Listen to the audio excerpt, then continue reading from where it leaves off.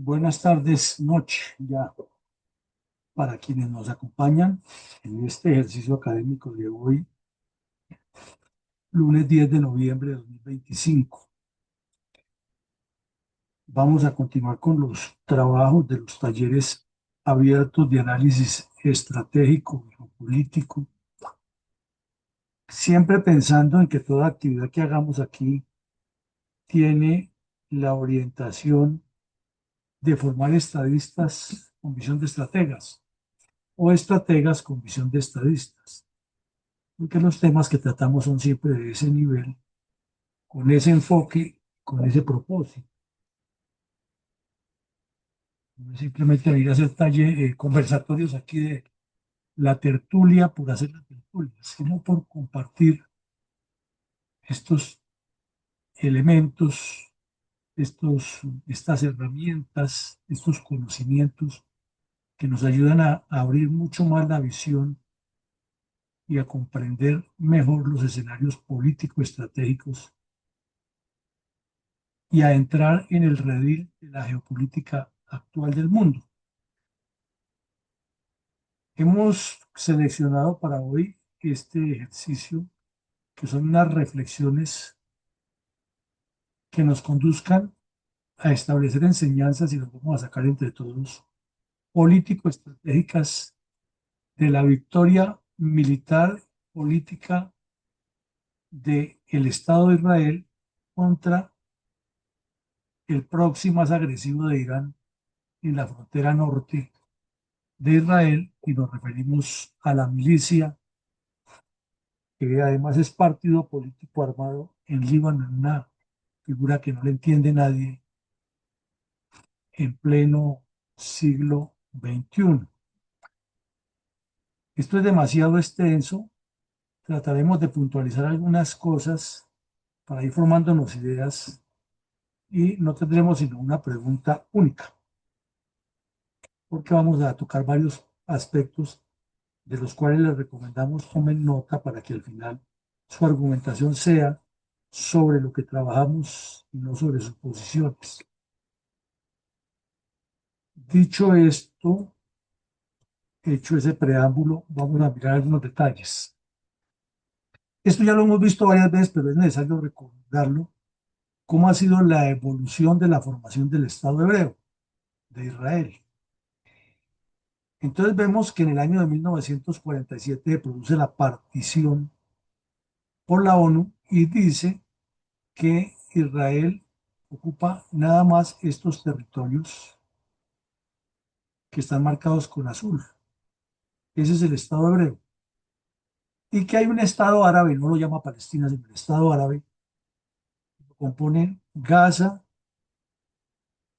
una región grande que limita con la Transjordania o Jordania, y otra región amplia que limita por el sur, por el norte con el Líbano, por el sur del Líbano. Resulta que entre el 49 y el 67 son 18 años que ocurren muchas cosas en esa región.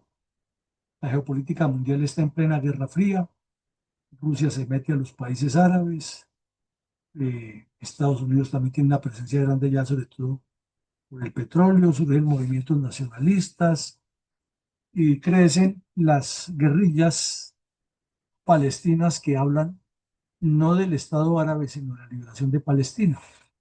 En esa primera distribución de territorios se ha dejado como una zona internacional la ciudad de Jerusalén, habida cuenta que ahí están todas las religiones más importantes, con sus cuartos de la ciudad. Si uno va a la ciudad de Jerusalén, la parte antigua está dividida en cuatro cuartos: el cuarto judío, el cuarto musulmán, el cuarto cristiano ortodoxo y el cuarto de los cristianos comunes y silvestres. La ciudad de Jerusalén entonces se consideró inicialmente como una zona internacional, pero desde el principio Israel dijo que su capital debería quedar ahí, y los árabes dicen que el Estado árabe debe tener es capital Jerusalén, y ahí comienzan los problemas. De las tantas cosas que pasaron entre el 49 y el 67 es que se formó el reino de Jordania. Y el reino de Jordania vino y ocupó toda la zona que antes era del Estado árabe y la ciudad de Jerusalén. Entonces, la guerra del 67 se reúnen en Khartoum o Jartum, allá en Sudán, donde se están matando salvajemente. Entre ellos, en esa época, hicieron una reunión y juraron desaparecer al Estado de Israel. Y era ultra secreta la reunión. Iban a atacar por sorpresa a Israel y volverlo flecos. Y en 6 días Israel acabó con todos los ejércitos árabes que le estaban rodeando. Y de paso sacó a Jordania de la zona de Cisjordania y conquistó Jerusalén. Entonces quedó Jerusalén controlada por Israel, pero con un pero, que la zona oriental de Jerusalén, fuera de las murallas, de la ciudad antigua, es toda ocupada por musulmanes. Entonces ya Israel dijo que iba a trasladar, ya ocupó la ciudad, pues imagínense ustedes, ya trasladó para allá el parlamento y dijo que esa era su capital. Sin embargo, la capital administrativa sigue siendo Tel Aviv. Por ahí viene otro problema, ¿no? Ya más grave. Y de paso, ocupó el norte, que vemos aquí que antes era de otra zona, y los altos del Golán, que son territorio sirio. Entonces, ya entre 1967 y 2000, el mapa de Israel es diferente, completamente diferente. Eh, Además, nos faltaba decir que entre 67, que en la guerra del 67, Israel ocupó toda la península del Sinaí, donde hoy está el Batallón Colombia, y esa es la razón por la que esté ahí, y lo tuvo ocupado hasta 1978. Entonces ocupó Gaza, que era del Estado árabe, y que había estado controlada por Egipto una época.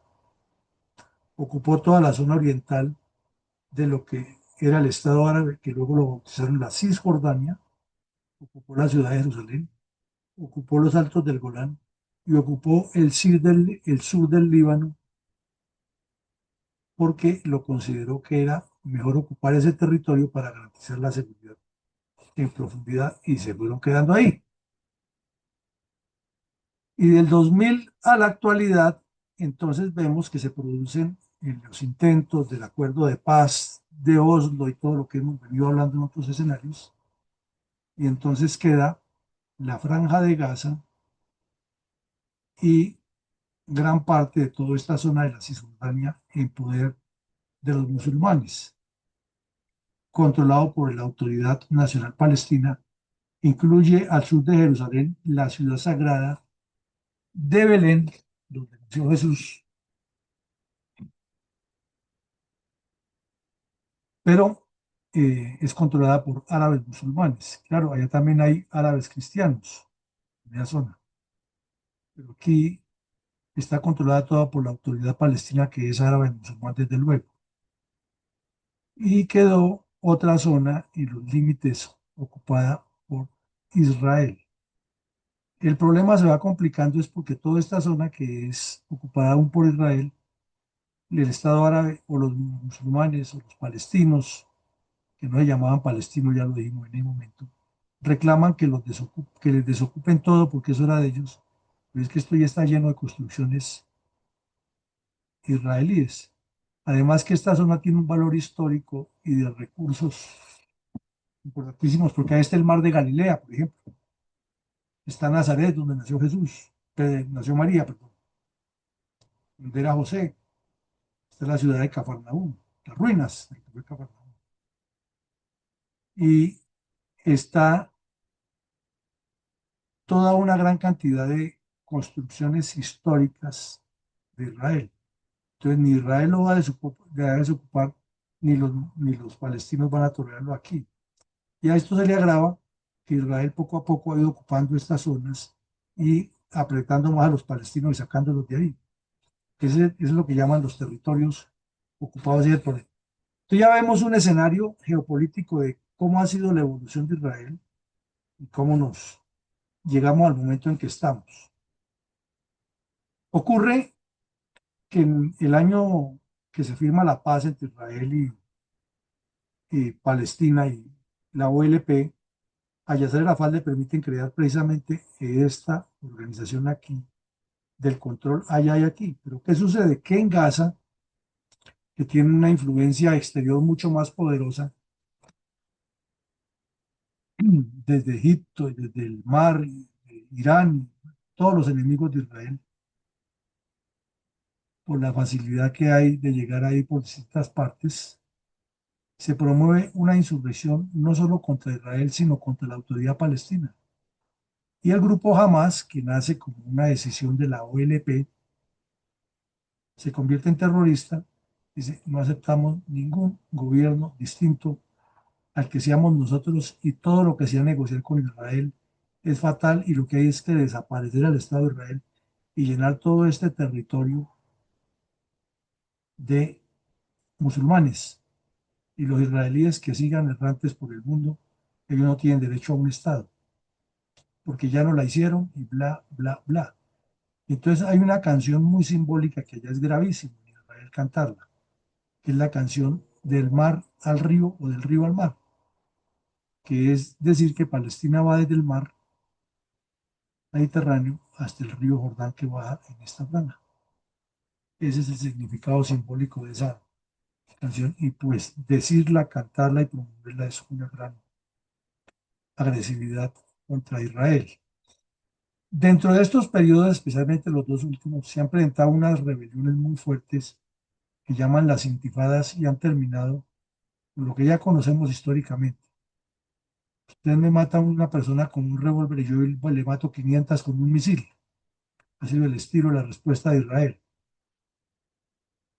Pero la tapa del problema fue el 7 de octubre con el ataque que hicieron desde aquí, desde Gaza, sobre los kibbutz que están aquí al sur de Israel, con los resultados que ya conocemos. Entonces ya tenemos claro cuál ha sido la evolución geopolítica de Israel y cómo se estalló ese conflicto. Ya vamos a ver más adelante qué era lo que querían y quiénes querían con ese conflicto del 7 de octubre. Nos salimos un poco del mapa de Israel para mirar otro escenario geopolítico. A esto lo llaman el arco chiita o el eje de la resistencia. Y es un mapa, como hemos dicho mil veces, los mapas hablan solos sobre la geopolítica, la estrategia, la seguridad, porque es que no es sino verlos e interpretarlos y comienza uno a dilucidar un montón de cosas. Miremos lo que nos trae este mapa. Nos trae aquí en rojo lo que la teocracia iraní considera el arco chiita sobre el Mediterráneo o desde el Mediterráneo hasta el Asia Central. Y lo componen Irán, Irak, Siria y Líbano. ¿Cuáles son los detalles? Son muchos. Primero, pretende este arco chiita rodear por el norte a Israel y por el nororiente de Israel o suroccidente de Siria a Israel y eliminarlo y sacarlo de ahí y promover todo tipo de insurrección.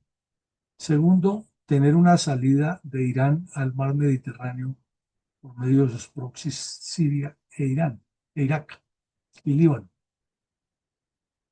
Tercero, separar en dos el mundo musulmán y establecerle como una cuña interior a Turquía, que es sunita en su mayoría, con Egipto, con Jordania y con los estados o con los reinos del Golfo, Qatar, Arabia Saudita, Omán,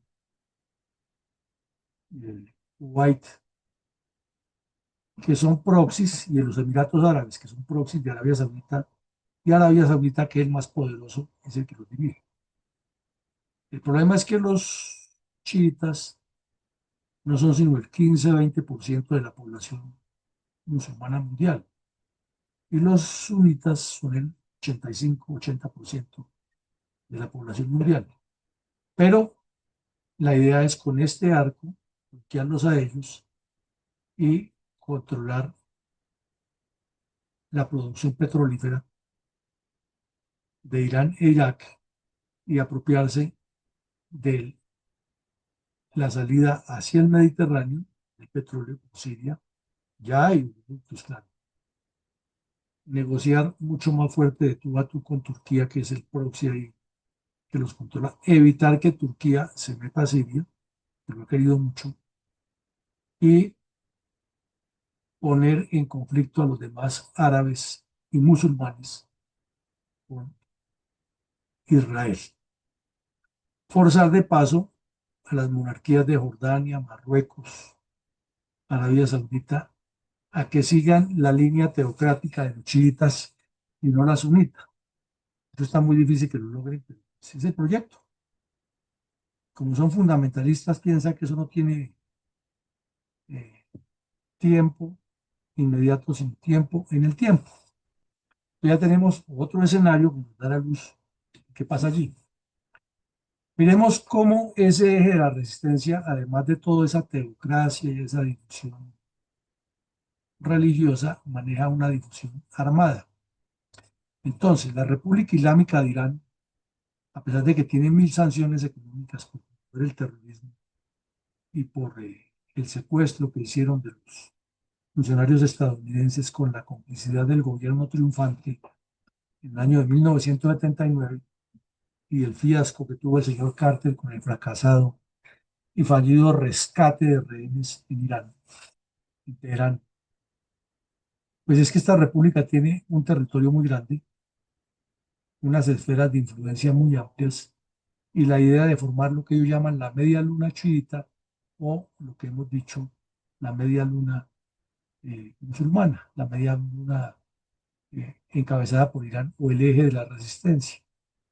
Entonces tienen un problema, es que entre Yemen, que es un país que tiene una historia muy rica en violencia, recordemos que fue Yemen del norte y Yemen del sur, en la época soviética, el norte era capitalista y el sur era comunista, y lo financiaban desde Moscú y había guerra civil entre ellos.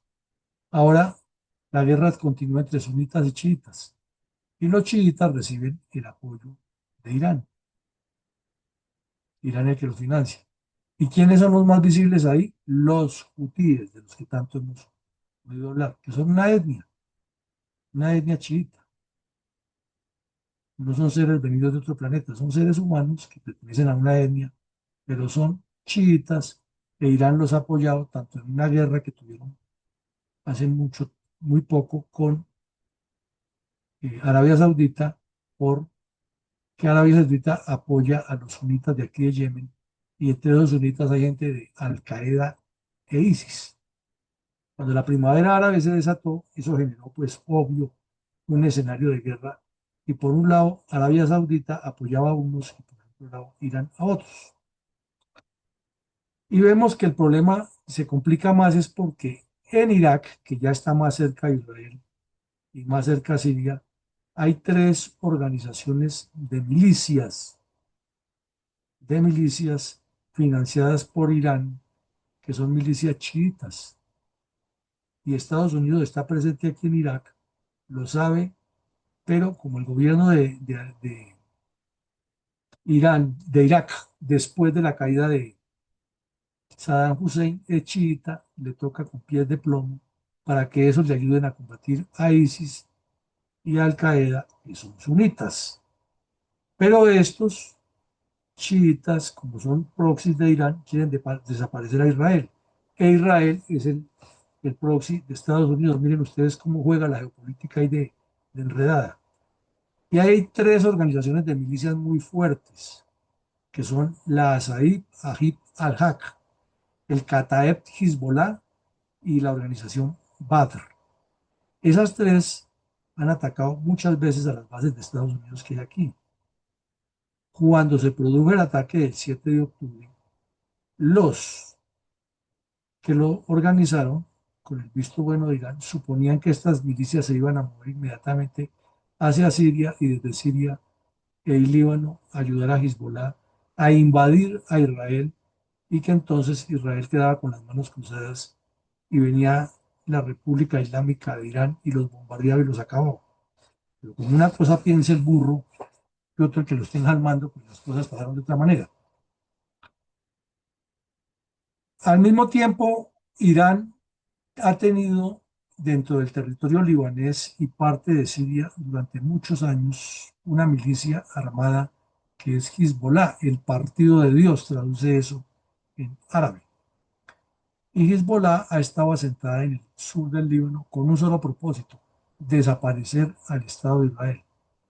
Lo curioso es que el Líbano, que ya vamos a ver su composición, que es complejísima, no ha podido cumplir una resolución de la ONU que es ejercer el control territorial y su seguridad nacional y no cohabitar con ningún grupo armado.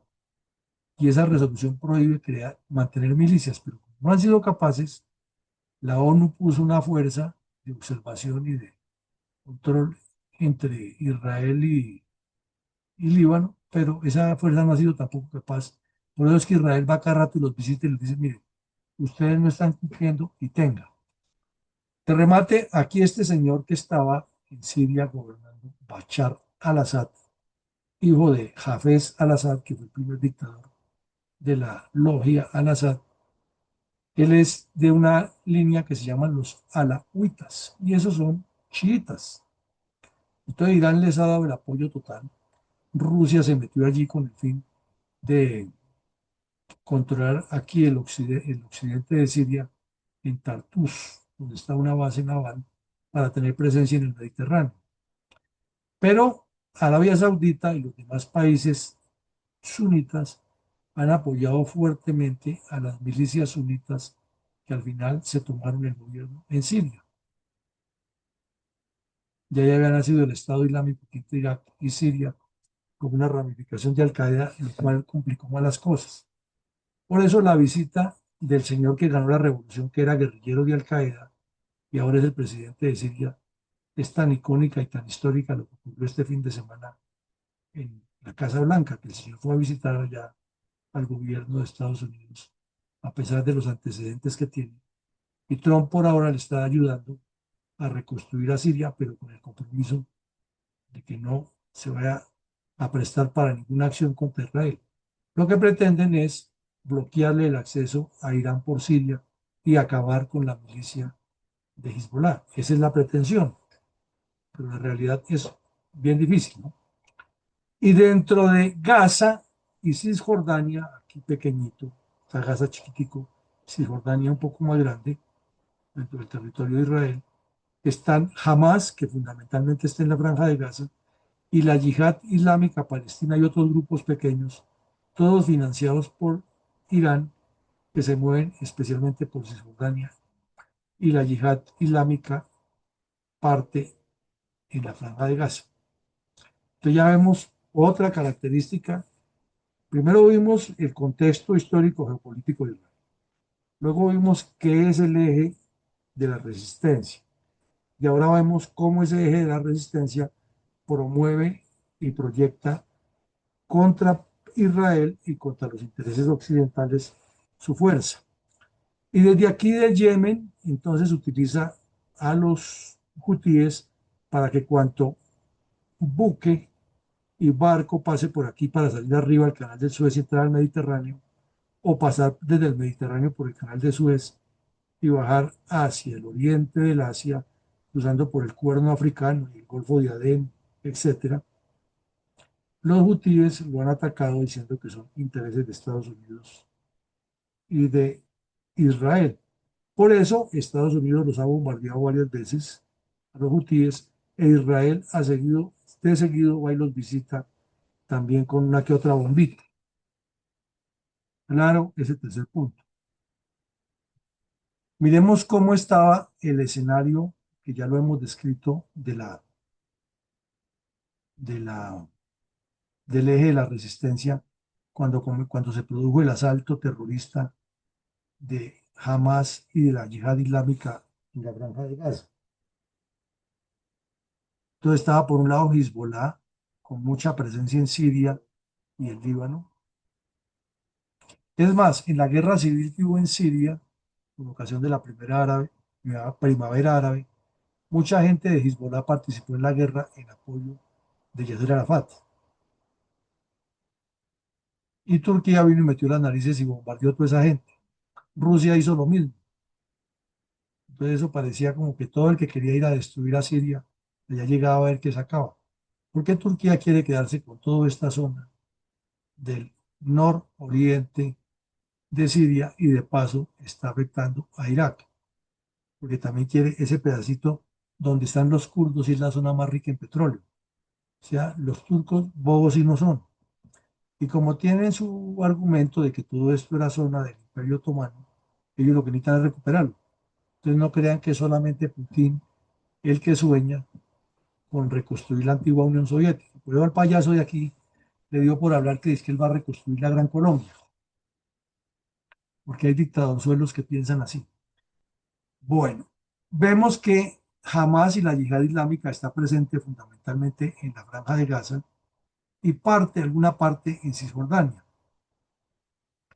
Pero el problema es que en el Líbano, Hezbollah no solo se constituyó en una milicia terrorista financiada por Irán, sino que debido a la multiplicidad de factores y desgobierno y la incapacidad de las fuerzas militares libanesas, terminaron conviviendo con ellos. Y prácticamente los señores son los que imponen el control, ya vamos a ver en cuántas partes del Líbano, pero ahí están. Y unas milicias pro-iraníes que están en Siria, en Irak, y que también están yendo hasta otro país del Asia Menor que se llama Turkmenistán, que es musulmán. Y si se descuidan, las meten también a Afganistán, donde hay otro problema, o a Pakistán. Entonces miremos que donde están los intereses de Irán, que tiene una posición geoestratégica fundamental, porque limita con los mares interiores del Asia Central, del Bajo Cáucaso, limita con el Golfo Pérsico en toda su dimensión, controla el famoso estrecho de Hormuz aquí entre Omán y, y territorio iraní, que es por donde se mueve una gran cantidad de petróleo del mundo, sale al mar y da la vuelta y viene y apoya a los hutíes aquí en Yemen.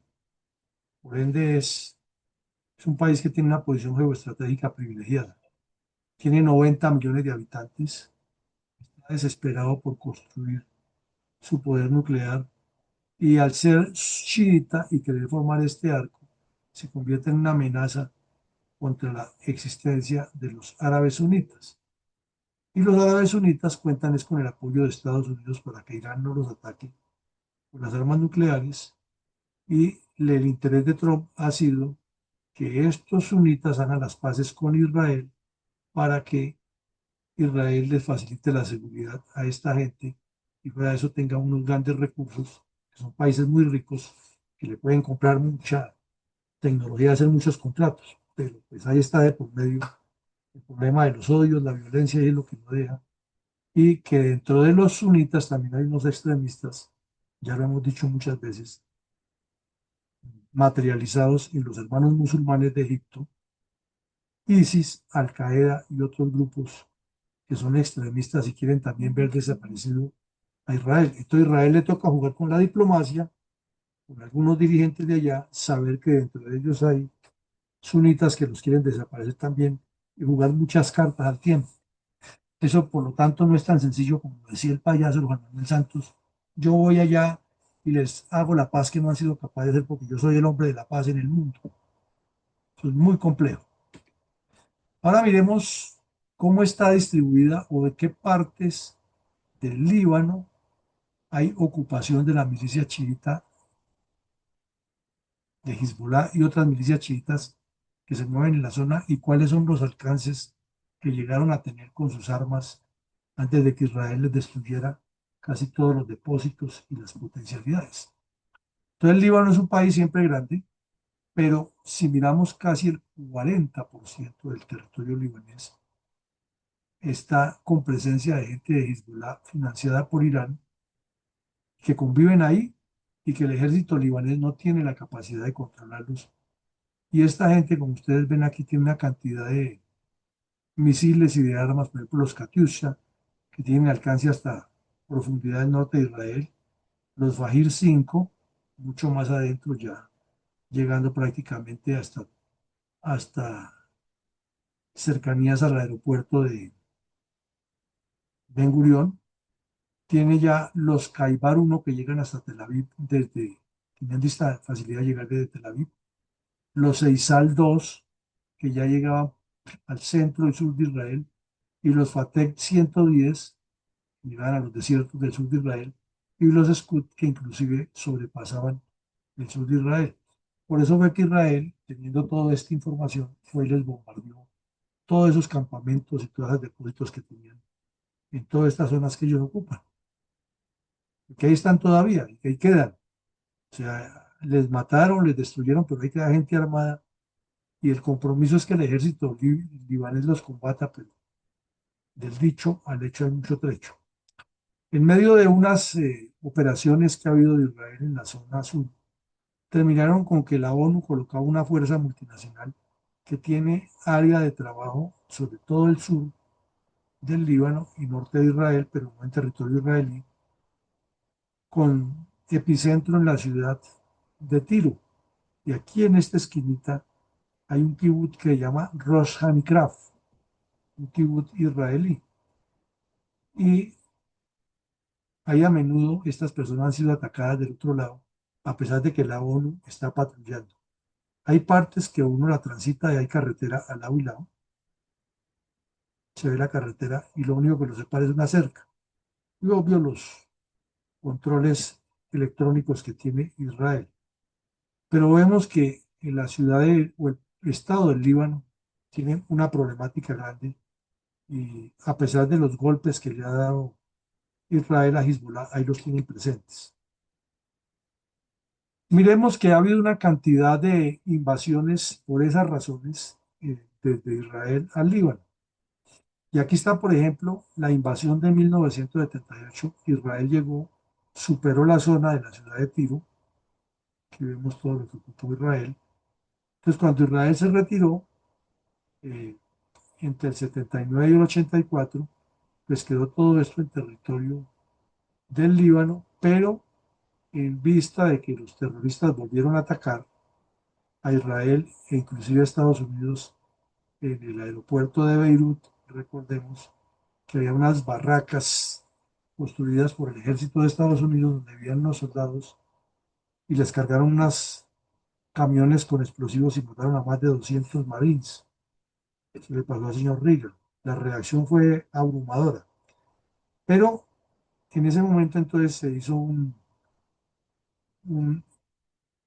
un alto a ver cómo se organizaba eso, porque ya Israel sin ninguna compasión se metió hasta el Líbano y comenzó a operar y llegó hasta las goteras de Beirut. Aquí lo vemos. Todo esto lo invadió Israel. No se paran en palitos.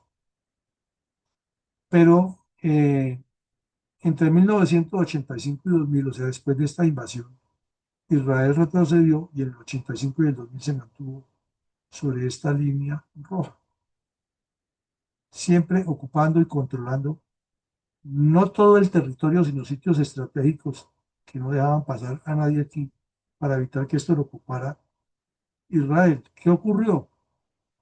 Que con un acuerdo que hubo, Israel se retiró y todo esto se llenó otra vez de yihadistas de Hezbollah. Ahora miremos otro mapa que nos muestra cómo ha sido la frontera. Aquí hablábamos de el kibbutz de Rosh Hanikra, que está en toda la frontera, y las tropas de la ONU que están en esta zona.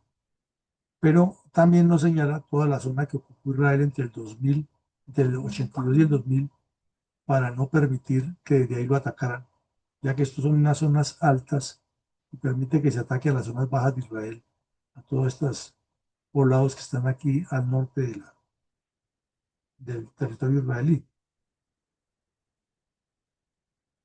Aquí están los Altos del Golán, que es territorio que Israel lo ocupa desde el 67, pero que Siria dice que Israel se lo expolió, que tiene que devolverse. Y ahí hay otro problema que surge, es que hay una etnia drusa. Los drusos son unos musulmanes sincréticos que miran el mundo de otra manera y no se casan con ninguno al fin. Y eso le da mucha resquemor a los chiitas porque se les convierten en unos aliados de Israel que les permite vivir como quieran, y a los sunitas que quieren controlar toda la zona y evitar que haya chiitas, entonces quieren controlar a los drusos. Y obviamente los extremistas de ISIS y Al Qaeda quieren desaparecerlos porque dicen que son apóstatas. Entonces vean ustedes qué problemas es lo que hay en la zona y cada quien busca defenderse y en una zona tan volátil las armas pululan para lado y lado. Aquí hay un mapa mucho más geopolítico que nos muestra esa división y vean ustedes, por ejemplo, los sunitas en el Líbano están en el norte, están en el centro un poco y unos al suroccidente, suroriente. Los chiitas igual están todo el nororiente, es un verde más claro, y están aquí en el sur y están dentro de la misma zona donde la ONU tiene presencia militar, pero pues ahí viven, son civiles. Y ahí están metidos los terroristas de Hezbollah y están superpuestos aquí con los drusos y con otras etnias. Resulta que estas granjas de Cheva son una zona muy fértil. Israel la tiene ocupada hace rato porque además de ahí saca muchos recursos, pero es que por la posición también les facilita el control, igual que ocurre con los altos del Golán. Eh, bueno, dejémoslo así. Ahí hay unos refugiados, refugiados sirios que son esta zona azul. Les explicamos un poco en qué consiste. Con la guerra civil que hubo en Siria, entonces Bashar al-Assad persiguió a todo lo que no fuera alawita y chiita, y esa pobre gente sin poder salir para donde y quien la apoyara, pues se movió hacia el Líbano. El problema es que el Líbano no tiene la capacidad de autogobernarse, entonces es un país que mantiene en caos permanente y allá les tocó repartirse, es que el primer ministerio lo ocupa uno, el presidente del parlamento otro y el presidente del Líbano otro. Y eso ahí a cada rato ocurren cosas, se matan y de remate los terroristas van y causan problemas. Entonces viene Israel y los rocea y pagan justos por pecadores. Ahora miremos aquí esto, cómo se llegó o qué era lo que había en el momento en que, sí, cómo se llegó y qué era lo que había en el momento que ocurrió el ataque del 7 de septiembre, de octubre. Entonces, miremos primero que esto es lo que más nos interesa, porque el otro ya lo vimos, las ocupaciones que hizo Israel en ese determinado momento. Es que la ONU tiene fuerzas de control en todos estos punticos, tanto fijas como móviles, OPIs y todas esas cosas. Aquí todos estos punticos que ustedes ven dentro del sur del Líbano es la zona donde la ONU se puede mover y montar sus observatorios permanentes o temporales, de acuerdo con un tratado que se hizo. Pero cuando jamás atacó a Israel, toda esta zona que ustedes ven con puntos rojos son eh, sitios donde viven judíos. Y hay muchos kibbutz ahí muy productivos. Les tocó desocupar, la mayoría se fue, porque todos los días desde esta zona les tiraban cohetes para matarlos. Entonces, para evitar muertos, el señor Netanyahu los recogió a todos y los trajo a vivir cerca a Jerusalén, en unos hoteles. Le costó un ojo de la cara eso al Estado de Israel, porque fueron meses largos todas estas personas viviendo ahí y estas zonas desocupadas expuestas a que los terroristas las destruyeran, como en efecto lo hicieron en algunas partes, los cohetes. Entonces nos queda otra claridad. Ahora vemos aquí qué es y qué pasa cuando alguien se atreve a desafiar a Israel, cuando alguien va a afectar la seguridad nacional de Israel. Resulta que desde el 7 de octubre del 2023 y el 26 de julio de 2024, que es el que aquí grafica este mapa, Hezbollah había lanzado 1.211 ataques con cohetes contra Israel. Había matado gente, claro, los soldados. Había matado en total 21 personas en los 1.211 ataques. Pero la respuesta de Israel fue depredadora. Les hizo 6.093 ataques, bombardeos, toda esta zona que ustedes ven. Llegó hasta el occidente de Líbano, sobre el mar, perdón, de Beirut, sobre el mar. Todo esto lo bombardeó y les destruyó la mayoría de los depósitos de armas que tenían, las bases, los puestos de mando que tenían. Y fue cuando simultáneamente les causó la muerte de algunos cabecillas con bombardeos directos a donde vivían, y la otra fue la espectacular operación en la cual les explotó los teléfonos y los radios a los cabecillas. Vemos entonces la proporción y la respuesta de Israel. Y donde está más grande el círculo es porque los bombardeos fueron más concentrados y era donde había sedes y campamentos y túneles y cuarteles de los terroristas de Hezbollah, y todo eso se lo dieron flecos. Entonces todos ustedes dirán, sí, pero ahí está la ONU. Simplemente les decía, hágase para un lado que vamos a bombardear. Si ustedes se quieren quedar ahí, eso es problema de ustedes. Obvio, porque tenían el respaldo de papá Washington. Entonces nos resume desde la óptica de la revista, de la revista de la publicación del Instituto de la Guerra, que es una publicación muy seria de Estados Unidos. ¿A qué condujeron todas esas operaciones? Que se alcanzó un objetivo grandísimo, que el señor Netanyahu lo repetía todos los días, era que él atacaba a Hezbollah dentro del Líbano, era para que los israelíes que tenían sus propiedades, sus kibbutz, sus casas, sus viviendas, su vida normal en el norte de Israel pudieran regresar a sus hogares seguros, y que se establecía nuevamente que Israel tiene derecho a una legítima defensa. Punto.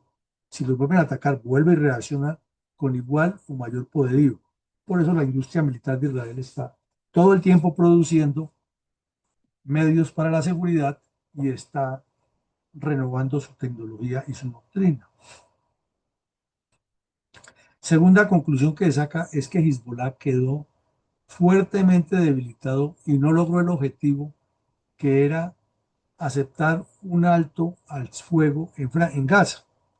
Inicialmente Irán pensó era que Hezbollah iba a tener el camino abierto para atacar a Israel por el norte y que las milicias de Irán e Irak entrarían por el occidente, por el oriente de Israel, occidente de ellos, y armarían una guerra civil, y entonces Irán tendría el boquete para llegar a golpear a Israel. Eso soñaban ellos, pero es que una cosa es soñar y otra es la realidad. Entonces Israel de paso les quitó cualquier apoyo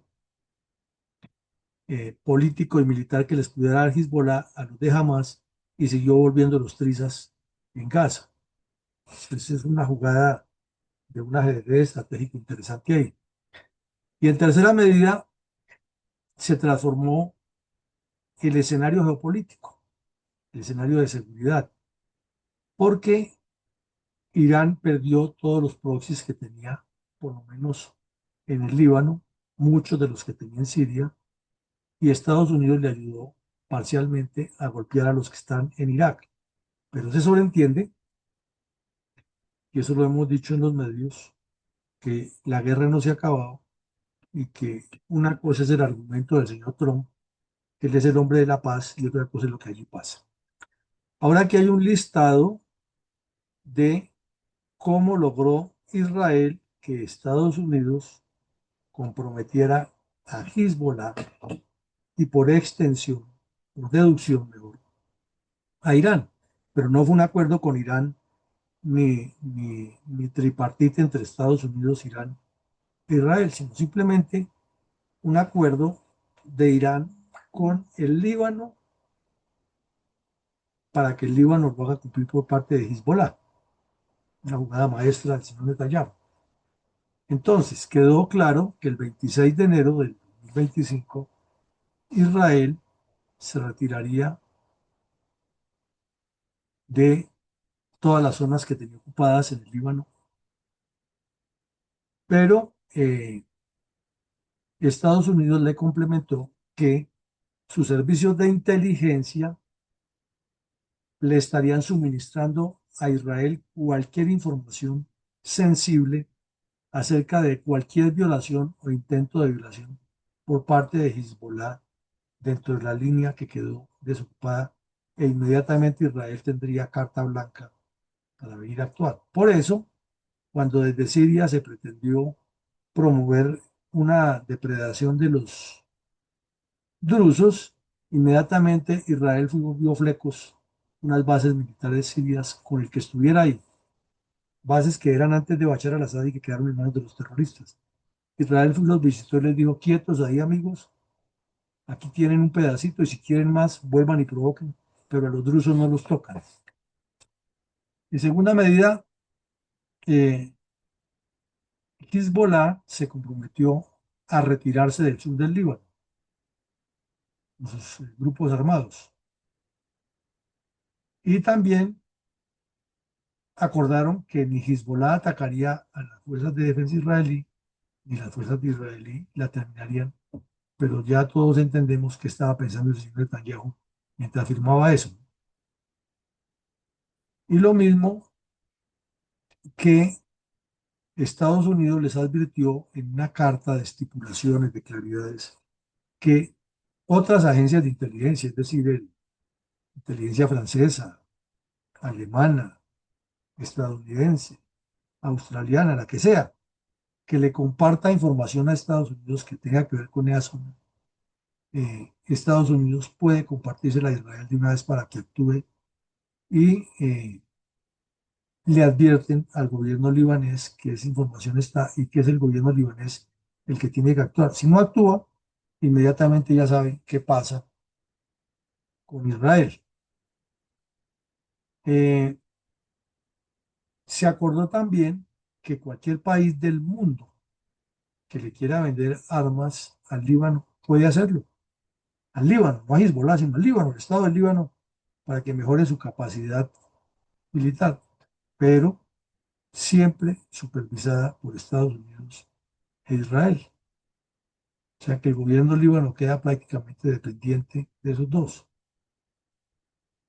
Y de paso, Estados Unidos firmó que con sus medios y capacidades queda facultado para interceptar cualquier cargamento de armas que vaya para el Líbano desde Irán o desde otra parte que tenga como fin promover nuevamente las milicias de Hezbollah.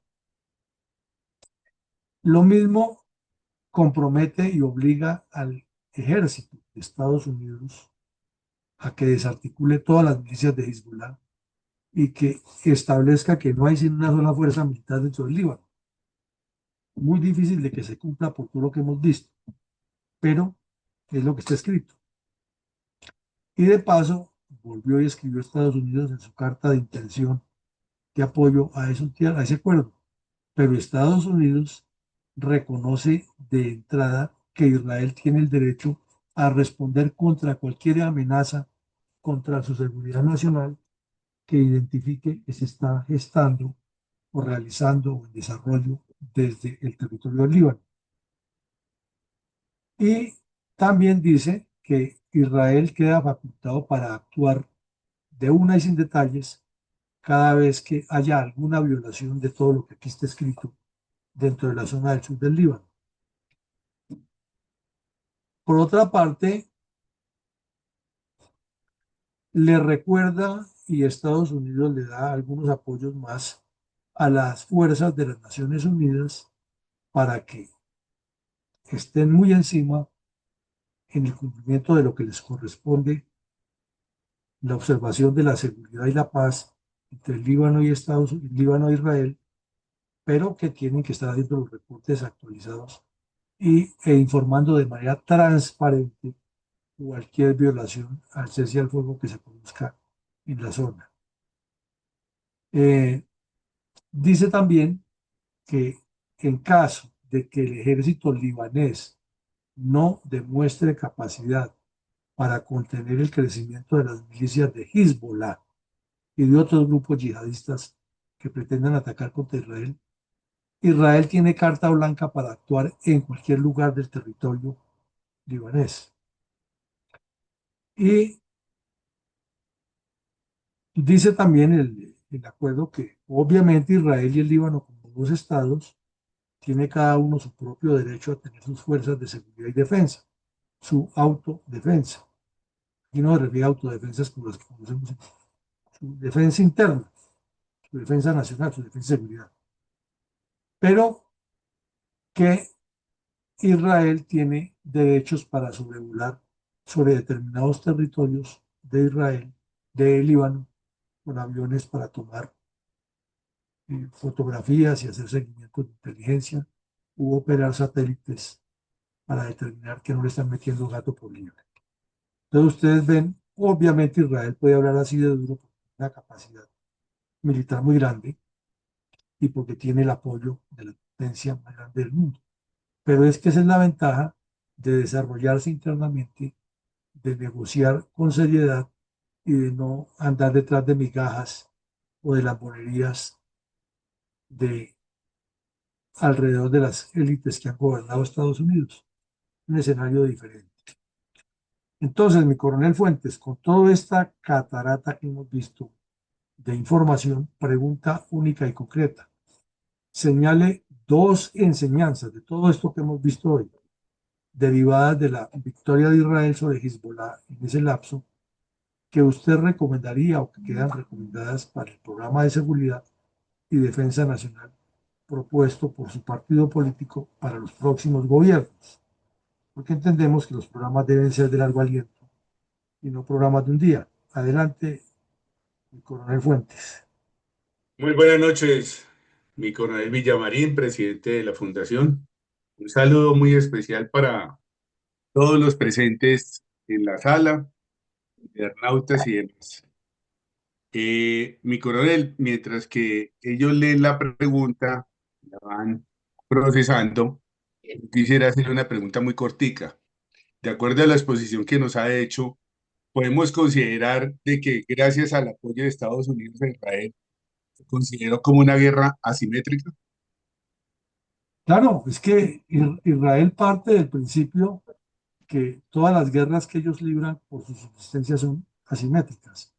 Y Estados Unidos evita que se convierta en una guerra mayor, dando este tipo de apoyos e imponiendo en cada escenario donde le corresponde. Esa es una lógica.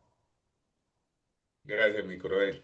Bueno, entonces con la primera pregunta, señale concretamente estas dos enseñanzas derivadas de la victoria de Israel de Hezbollah en 2023 al 2024, recomendadas para el programa de seguridad y de defensa nacional, puesto por su partido político para los próximos gobiernos. Interesante pregunta. Bueno, vamos a dar la palabra a mi coronel Jairo Giraldo Delgado. Bienvenido, mi coronel. Adelante, por favor. Muchas gracias.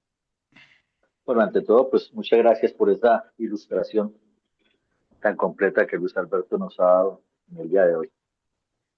Eh, las enseñanzas que yo podría dar al programa de seguridad nacional en los próximos años para Colombia es muy sencilla y la resumo simplemente en dos palabras que serían las dos enseñanzas.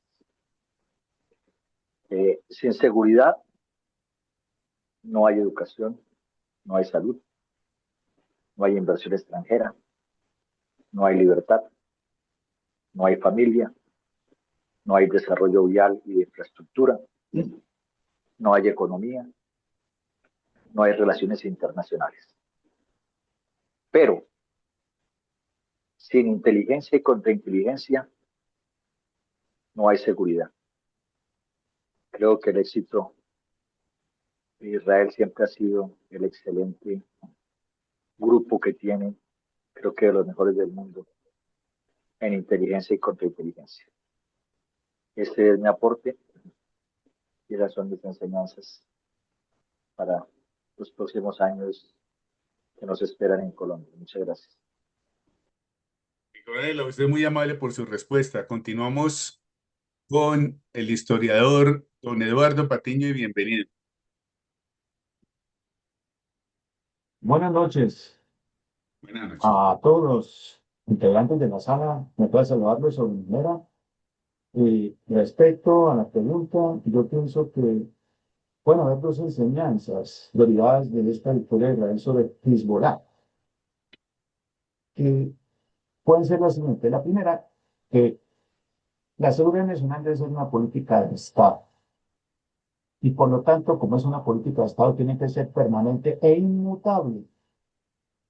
Y no debemos obedecer a los caprichos de los gobernantes que aplican una política de seguridad y en el otro gobierno aplican otra, no hacia adelante, sino en retroceso.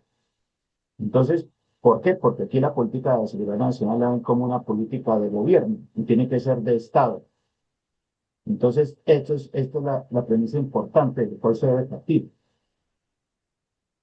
Y también pienso que, pues, fuera de que tiene que ser una política de Estado inmutable, debe haber una legislación especial para eso. El Congreso tiene que trabajar para ello, para evitar que los presidentes, que son comandantes en jefe de las fuerzas militares, pero que muchos de ellos no han prestado ni servicio militar, ni han cogido un fusil, ni saben de ciencias militares, debería el legislativo hacer una política, precisamente una ley donde sea inmutable la seguridad nacional para que el presidente de la República no, o los presidentes de la República, los próximos, no sean caprichosos en hacer sustituciones de la política de seguridad nacional, sino que tiene que ser una política clara o permanente, inmutable y con visión hacia futuro, como hacen los israelíes que se adelantan a 20 años. O sea, hay que adelantarse en seguridad a los 20 años, así como en industria. Debemos adelantar la industria a 20, 30, 50 años. Gracias. Bueno, don Eduardo Patiño, muy amable a usted por su concepto. Le damos la palabra y bienvenida, doctora Ete.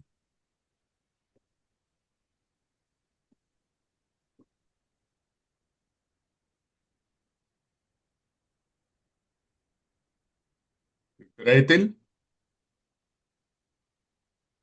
Bueno, continuamos entonces y le damos la palabra a mi coronel Ramiro Saldaña. Buenas noches, mi coronel Fuentes. Gracias, Buenas mi noches. coronel Villamarín.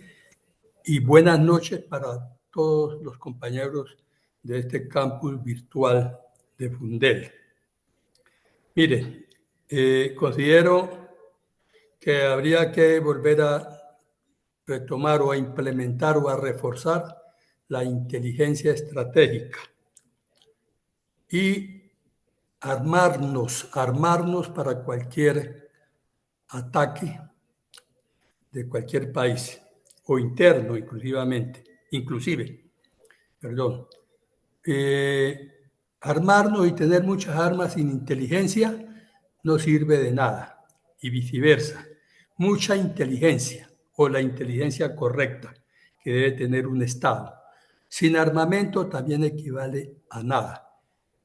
Es como un Goliat que puede tener mucha fuerza, pero no sabe ni prevé un ataque ni lo evita, y en caso de que prevea el ataque y una fuerza de otro Estado ataque, tener justamente la fuerza para repelerlo y evitar la invasión, como está sucediendo allá en el escenario de guerra que nos presentó mi coronel Villamarín en esta cátedra. Muchas gracias. Mi coronel, muy amable a usted por su respuesta. Le damos el turno a mi coronel Luis Carvajal y bienvenido. Gracias. Buenas noches a la sala. Las dos enseñanzas que me permito exponer, la primera, se debe tener una estrategia de seguridad y defensa con objetivos claros y definidos. Y la segunda enseñanza es que se debe tener una fuerza militar debidamente entrenada y equipada, antecedida de una alta inteligencia. Muchas gracias. Usted, mi coronel, muy amable. Adelante, por favor, mi sargento mayor Sanders Landazuri. Buenas noches, mi coronel. Especial saludo para todos los presentes en el aula virtual. Pues, a ver, yo quiero rescatar estas dos enseñanzas principales, pero antes, para este plan, para este programa de seguridad y defensa nacional que vamos a proponer, indudablemente hay una recomendación básica. La eliminación del enemigo no garantiza automáticamente la paz. Aquí mi coronel nos ha enseñado en esta noche que realmente la eliminación de blancos de Hezbollah no garantizaron o no han garantizado todavía una estabilidad, una tranquilidad por lo menos en la región. Ahora, dos enseñanzas principales quiero plantear. La primera es que realmente cuando se elimina una amenaza de una zona, hay que prever inmediatamente, evitar los vacíos de poder. Hay que mantener la presencia del Estado como Estado. Y creo que de esa experiencia ya la hemos tenido aquí en Colombia, en diferentes regiones donde hemos o se ha sacado al enemigo, cuando me refiero al enemigo, a los agentes generadores de violencia que afectan la tranquilidad del pueblo colombiano, y por falta de presencia del Estado en toda su integralidad, pues vuelven y retoman esa zona. Indudablemente, este tipo de programa de seguridad y de defensa nacional tiene que llevar ese componente. Es una gran enseñanza que nos dan justamente esta exposición de mi coronel en la noche de hoy. Segundo, es que realmente hay que desarrollar cualquier estrategia de desmantelamiento del enemigo, deben de ser acompañadas también con cumplimiento de normativas nacionales e internacionales. Aquí no podemos estar jugando a uso de fuerzas desproporcionadas y después salir con los hechos consumados a buscar lavar nuestra imagen. Aquí hay situaciones que se han presentado, tenemos que ser francos, categóricos en esto, así sea que tengamos nuestra afectabilidad por un ejército de un país o nuestra cercanía en cierta forma, por el pueblo israelí. Pero yo conocí Rey y el Festival de Rey no era ninguna agüita tibia ya. Degeneramiento completo, es cierto, no hay que justificar las acciones sobre los jóvenes, pero Rey no, ese festival no era nada, como dice, repetible, que ninguno de nosotros quisiéramos tenerlo aquí en la afuera de Bogotá. Consumo de todo tipo de sustancias, consumo de todo tipo de situaciones, y entonces por eso aprovecharon estos terroristas para llegar a atentar contra estos jóvenes. Pero dejo mis enseñanzas hasta ahí o mis recomendaciones hasta ahí para efectos de nosotros tenerlo en cuenta en los programas de seguridad y defensa nacional que desde un partido político lo tengamos en cuenta. Muchas gracias, mi coronel. Sargento mayor Landazuri, muchas gracias. Por favor, adelante, mi sargento mayor Osvaldo Ramírez. Gracias, mi coronel, muy amable. Yo considero que las dos enseñanzas que podemos destacar acá sería que una fuerza sin respaldo político tiene límites. Recordemos que cuando Israel, con sus bombardeos ahora en el 2025, demostrando que aunque Hezbollah posee un arsenal considerable, la capacidad de infligir daño no se traduce.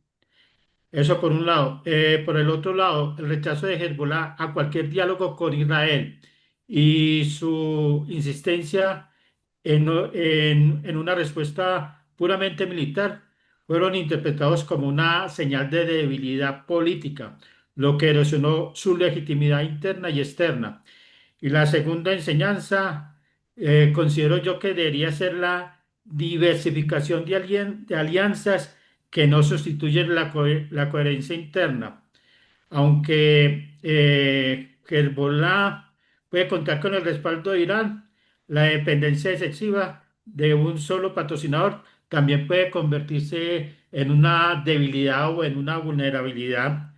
Y estoy de acuerdo también con lo que dice mi coronel Jairo Giraldo y con el historiador, que hay que incrementar todo lo que tiene que ver con la inteligencia y la contrainteligencia para que eh, tenga todo un feliz término en el tiempo y en la distancia. Gracias, mi coronel, muy amable.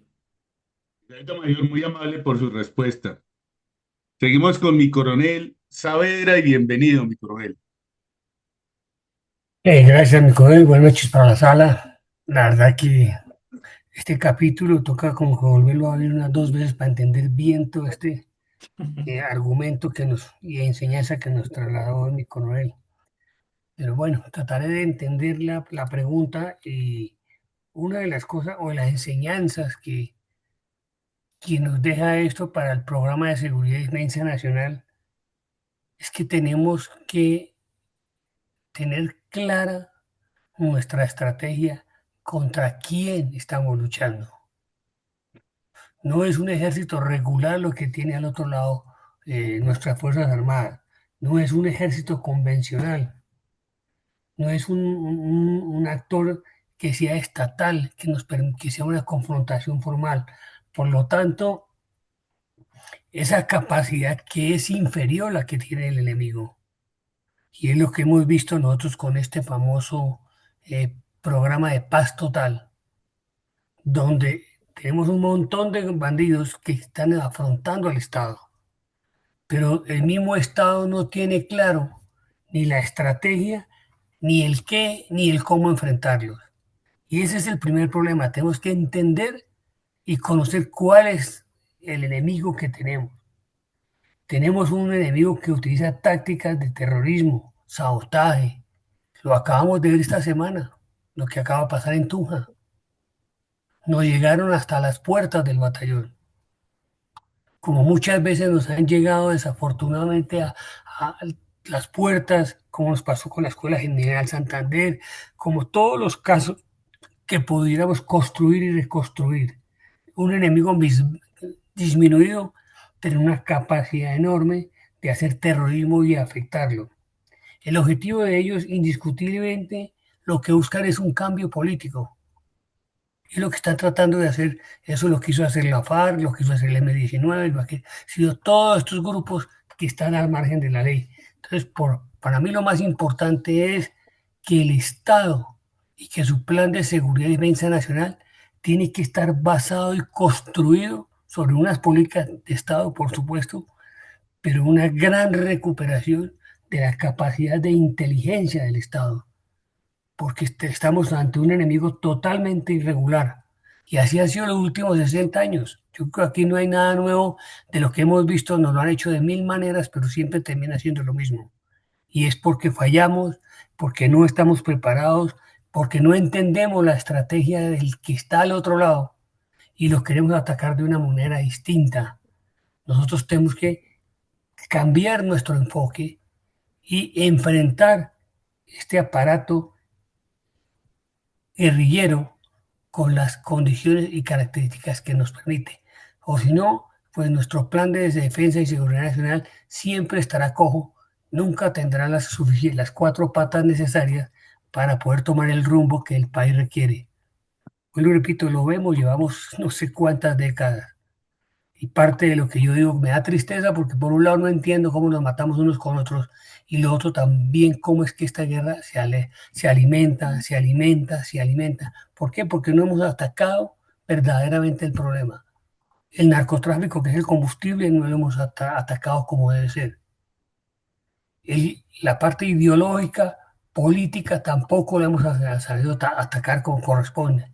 Entonces, esto es una guerra que no se gana con balas. Miguel Vega Uribe lo dijo hace mucho tiempo, esta no es una guerra de balas, es una guerra de pensamiento. Y creo que nos hemos quedado ahí y no hemos avanzado como el desafío que nos presenta y por eso cogíamos mucho o no tenemos una ley de seguridad y defensa nacional. Muchas gracias, mi coronel. Mi coronel, muy amable usted por su respuesta. Bueno, en lo personal, hay muchas enseñanzas, desde luego, con este gran taller que hemos visto en el día de hoy. Pero la semana pasada hablábamos concretamente de algo de Israel, y es el liderazgo de Netanyahu. Un hombre que le enseñó al mundo manejar el conflicto que se le presenta en su gobierno y cómo lo maneja audazmente. Ese liderazgo lo llevó precisamente a catapultar ese conflicto, esa guerra asimétrica, porque tenían el poder. Pero la enseñanza que también sacamos a través de ese liderazgo es precisamente tener esas excelentes relaciones internacionales con quien tenga el poder en el mundo. Esas son dos enseñanzas supremamente importantes. Programa de seguridad que lo tienen integrado, no son islas. Un programa de seguridad integrado en Israel, pero también integran la parte en geopolítica, como es su mejor aliado con los Estados Unidos. La defensa nacional, porque la fortalecen en el tiempo y crean el famoso escudo para su ciudad, para su país. Crean precisamente la fortaleza en su fuerza aérea, en el ejército, en la armada y la seguridad interna del país, haciendo la analogía como la Policía Nacional. Entonces, eso es realmente lo que nos hace falta en nuestro país. Y le diría al partido político, necesitamos un verdadero líder, un estadista con visión de estratega, porque los planes, el papel lo aguanta todo lo que queramos, pero si no se cumplen, entonces, ¿qué estamos haciendo? Nada. Lo que se hizo en años anteriores, como fueron la creación de unidades especiales para bloquear los corredores de movilidad en diferentes cordilleras, como fueron los batallones de alta montaña, como la creación de las fuerzas de despliegue rápido, como las fuerzas de tarea conjunta, como las fuerzas de tarea. Llega un gobierno con mentalidad de acabar y de abrirle la puerta del infierno a los bandidos y acaba con todo esto. Entonces veamos de que es el mejor ejemplo. Cuando no hay liderazgo en nuestro país, acaba con lo poquito que se había hecho con mucho esfuerzo y sencillamente abre la puerta para que la delincuencia, los terroristas, el narcotráfico crean y crecen día a día.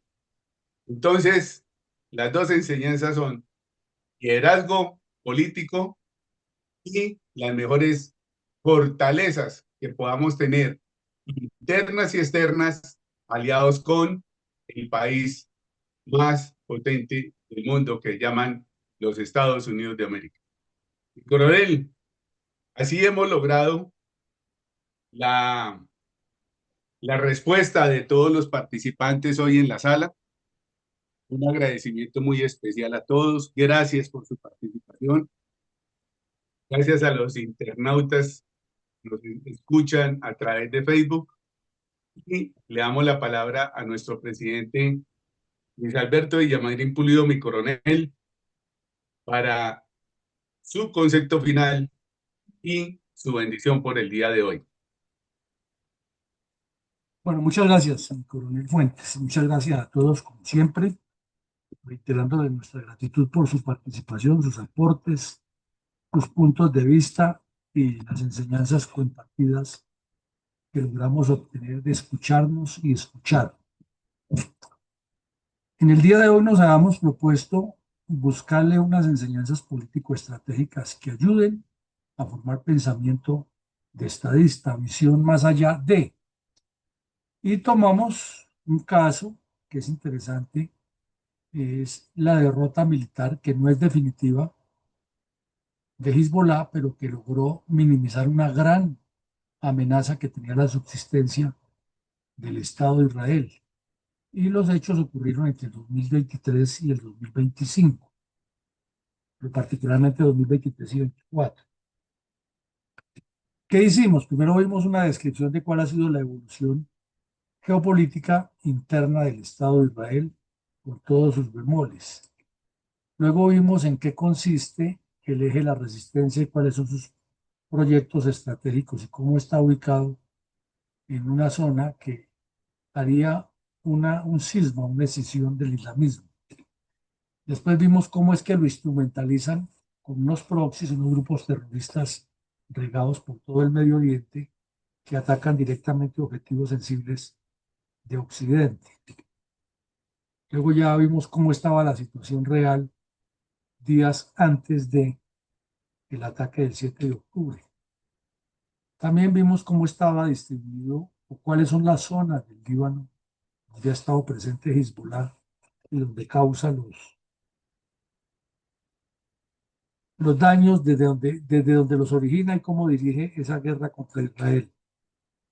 Luego vimos un recuento de cuáles han sido las históricas operaciones de Israel dentro del Líbano, que no son nuevas, y siempre se ha llegado a unos acuerdos, y los acuerdos terminan con unas presencias internacionales que no han sido suficientes, y se ha repetido varias veces lo que ahí ocurre.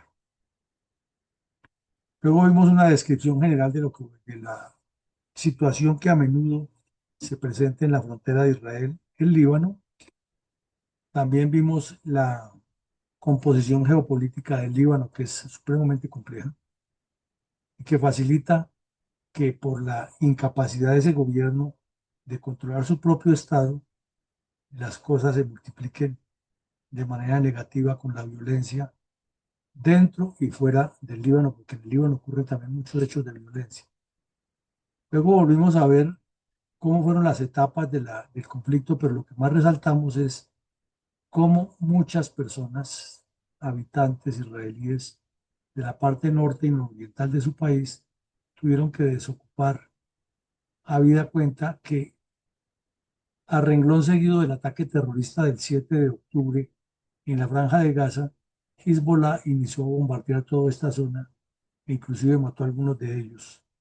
Por eso el gobierno israelí se movió rápido a colocarlos en otros sitios donde estuvieran más seguros mientras pasaban los combates. Luego vimos que en 7 meses, no todo, sino en 7 meses ya Israel había deparedado a Hezbollah sin compasión. De 1000 ataques pequeños que le han lanzado con cohetes, especialmente Katyuska, las guaridas de Hezbollah y su infraestructura logística había recibido 6093 ataques demoledores, algunos muy concentrados en esta zona donde destruyeron toda la infraestructura de túneles, y lo que llama la atención es que ahí están las fuerzas de la ONU. Pero como las fuerzas de la ONU lo único que tienen es que observar y reportar, pues no se dieron cuenta o no observaron o no tuvieron la información que aquí se estaba construyendo toda la infraestructura, algo que sí lo tenía muy bien ubicado la inteligencia de Israel. Y cuando se presentó el problema le dijo, háganse para un ladito que nosotros vamos a limpiar eso. Y lo limpiaron. Pero ahí el mapa nos indica la dimensión de la respuesta de Israel. Luego vimos 3 conclusiones generales de todo lo que significó esa operación, 3 enseñanzas que dejó desde la óptica de la revista del Instituto de la Guerra. Después vimos en detalle cómo intervino Estados Unidos dándole total espaldarazo a Israel en el contenido de los puntos que se prepararon y se acordaron entre la delegación de Israel y la delegación de los terroristas de Hamas para suspender el cese, para suspender las hostilidades. Visto eso, entonces entramos en la pregunta. ¿Qué propuestas, qué ideas saldrían de ahí? Y escuchamos realmente propuestas muy interesantes, muy enriquecedoras, que las podríamos condensar en los siguientes puntos. Es que a los gobernantes, a los legisladores, les corresponde siempre interpretar el escenario de desarrollo y seguridad del país. Y el escenario no es solamente interno, es allende las fronteras. Es saber lo que pasa en el vecindario y más allá, entendiéndolo perfectamente cómo es que se mueven los hilos, para tener también sus medidas de seguridad internas que se deben estar reactivando en los planes de defensa y seguridad nacional. Entonces, para interpretar bien el escenario hay que tener un equipo o una actividad de inteligencia estratégica muy bien organizada. En ese orden de ideas, significa que los estadistas lo que deben conocer es la naturaleza de las guerras. Alguien se refirió a saber contra quién se está combatiendo, cuáles son los objetivos que se deben combatir, se dijo de otra parte, cuáles son los objetivos que se deben trabajar para que la seguridad y la defensa nacional estén al día. Eso se llama conocer la naturaleza de la guerra. Inclusive esa es una materia que se ve en los cursos de ascenso, la naturaleza de la guerra. Simultáneamente eso nos demuestra que la política de seguridad es una política de Estado, pero que no puede ser aislada del desarrollo, ni que el desarrollo sea aislada de la seguridad, con la estupidez que uno oye decir por ahí a muchos resentidos, es que cómo se gasta plata en armas y en aviones y medios para las fuerzas militares y la policía y no se invierte en educación. No, sí hay que invertir mucho en eso y mucho en educación. Lo que hay que evitar que se roben la plata. Lo que hay que tener es gente idónea que prepare bien los presupuestos y se enfoque en lo que es, porque conoce los escenarios. Pero son cosas muy diferentes. De igual manera, eso nos lleva a una conclusión A y a una conclusión B. La conclusión A es que para que un Estado sea fuerte en desarrollo y seguridad nacional, debe tener estructurado su servicio de movilización nacional. Pero desafortunadamente en Colombia, para los políticos, la palabra movilización significa es movilizar tropas, crear más unidades o revivir unidades que estaban en receso, o darle más recursos X o Y a las fuerzas del orden para que combatan la delincuencia. Eso no es una movilización. Eso es una mejoría al presupuesto y a la logística de las fuerzas militares y de la policía. Una movilización significa, como su nombre lo indica, concitar todos los recursos humanos y materiales disponibles para garantizar la subsistencia del Estado. Y por eso, así como la defensa civil dice, en paz o en emergencia, la movilización nacional debe estar siempre actualizada en ensayos permanentes, en actividades, así como hacen por ahí de vez en cuando el show por terremoto, por alguna tragedia que sacan la gente de las oficinas y todo eso. Esa movilización nacional debería ensayarse a nivel nacional en todos los campos del poder para que se estuviera realmente listo y no haya sorpresas. Israel la tiene y eso nos lo demuestra. Hay un sistema de movilización nacional. Notemos que pasó el ataque del 7 de octubre y al día siguiente convocaron todas las reservas, las plantas activaron el llamado de los mayores para que volvieran a trabajar mientras los jóvenes se iban a combatir, se pasó al plan B, al plan C, se hicieron unos ajustes en las exportaciones, otros en las importaciones. Es todo un contexto. Una movilización nacional no es simplemente llamar al servicio a unos que todavía están en capacidad militar o crear una nueva unidad como piensan, los civiles, que es la forma de hacer la guerra o de responder a una guerra, sino que eso tiene todo un contenido, un proceso, una metodología, y hay muchos entes que deben estar pendientes. Pero sí, había un ente que existía que llamaba el Consejo Superior de la Defensa Nacional, que lo integraban los viceministros por los viceministros, que en ese tiempo no hacen un solo viceministro por cartera, y eran los que asistían. El último que lo tuvo fue Belisario Betancourt, que tenía todas mujeres. Los viceministerios estaban ocupados por damas. Y esa oficina quedaba en la Inspección General del Comando General de las Fuerzas Militares. Se llamaba el Consejo Superior de la Defensa Nacional. Pero a eso lo dejaron morir y no se volvió a tener ningún contacto directo entre el Ministerio de Defensa y el Ministerio de Relaciones Exteriores, por ejemplo, para todos los temas de seguridad nacional, menos con el del interior.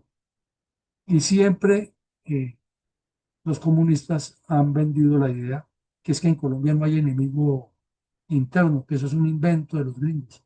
Entonces, como se lo dijimos al terrorista Pastor Alape en Cable Noticias, si ustedes dicen que no hay enemigo interno, ¿por qué ustedes en los pasquines que escriben hablan del enemigo? Y cuando hacen una orden de operaciones, los terroristas escriben ahí enemigo, unidad tal del ejército, unidad tal de la policía, unidad tal de la armada, no supo responder. Pues, si hay enemigo interno, los comunistas son enemigo interno porque promueven el terrorismo, la subversión. Lo que pasa es que les da miedo a los politiqueros decirle eso, porque es que eso no es políticamente correcto y eso no ayuda para los votos.